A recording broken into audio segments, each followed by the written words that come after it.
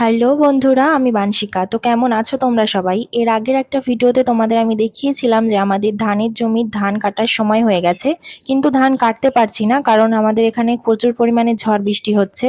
তো ঝড় বৃষ্টি পরপর ৩-৪ দিন হয়েছে, আর সেই কারণে আমাদের এখানে আমাদের পাকা ধান পুরো পুরো জমিতে পড়ে গেছে। তো তোমরা দেখতেই পাচ্ছ কি অবস্থা। এখন যাই হোক, বৃষ্টি হলেও আমাদের এখন ধান কেটেই ফেলতে হবে, কিছু করার নেই। কারণ এইভাবে যদি জমিতে পড়ে থাকে তাহলে এইভাবে জমিতেই আমাদের আবার ধানগুলো অঙ্কুরিত হয়ে যাবে, আর এইভাবে আমাদের ফসলটা পুরো নষ্ট হয়ে যাবে। তাই একটু একটু কষ্ট হচ্ছে, কিন্তু কি করা যাবে, আমাদের এখন কিছু করার নেই। ফসলটা যাই হোক কিছুটা হলেও নষ্ট হবে, কিন্তু আনতে হবে এখন কষ্ট করেও বাড়িতে। বাড়িতে এনেই ধান ঝাড়া আর কি কি করা হচ্ছে সব ভিডিও তোমাদের সঙ্গে আমি শেয়ার করব। তো সেই ভিডিওগুলো দেখার জন্য আমার চ্যানেলটিকে অবশ্যই সাবস্ক্রাইব করে রাখো। তাহলে আজ এই পর্যন্তই, দেখা হচ্ছে নেক্সট ভিডিওতে।